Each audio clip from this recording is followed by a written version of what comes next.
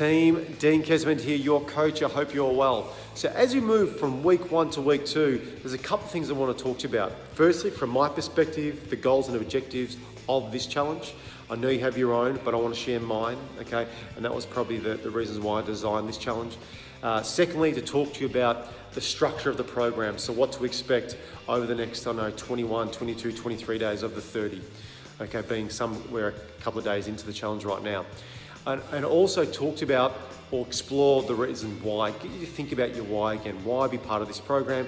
And then the future. What is the future? What does the future look like? Where are we going to with this? Okay, for what purpose? So firstly, in regards to objective, as I said, quite simple. 5,000 steps is our target. Okay.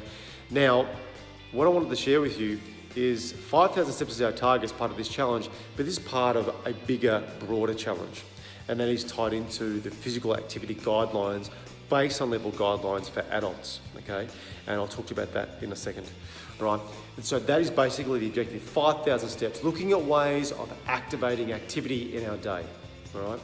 In regards to the detail associated with this program, so you'll have 1 lunch and learn per week and 1 email from me per week, okay, that are tied into supporting this concept of activating activity or activating well-being or activating nutrition. So we'll speak to nutrition, we'll speak to the benefits of fasting, we'll talk about ways in which we can, improve our level of motivation and turning motivation into inspiration. We'll be talking about how can we make things easier in the process of making a change, okay? All these little tools that will assist you in activating your level of well-being, okay?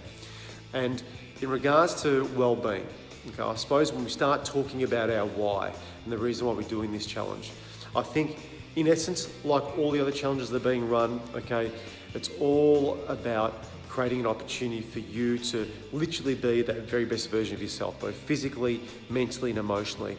And as you've probably heard me say before, when we make those changes in our life, people around us start to change too. And as I talk to that part that's sort of linked to our heart and linked to our tummy, okay, that emotional side, okay, that's, in essence, when I think about the reasons why we're doing it, thing to consider is the impact that your small, progressive, activating changes will make has a huge, significant impact on the people, place, and things around you. Maybe not right now, but progressively into the future, okay? And speaking of the future, as I sort of led to just before, okay, in regards to activity, okay, my vision down the track, okay, whether that is 6 months, 9 months, 12 months, is to have everyone who's part of this challenge, okay, to be reaching the physical activity guidelines of adults, okay? And that is at least 2 weight training sessions a week. And you probably think weight training sessions, I haven't lifted weights ever, okay? But 2 weight training sessions a week. There is the physiological, there's a lot of science behind the benefits of lifting weights, physically, mentally, and emotionally, and 115 minutes to 150 minutes of vigorous intensity exercise. That's where your heart rate goes up and you really start to huff and puff, or 2.5 hours to 5 hours of moderate physical activity, okay? And both those durations of time, both in regards to vigorous and regards to moderate, are weekly, not daily, okay? So it's the weekly accumulation, okay? So that's where we want it to go. The weightlifting plus either the vigorous and the moderate or a combination of both within those time frames is where I'd like to see us all progressively work towards, okay?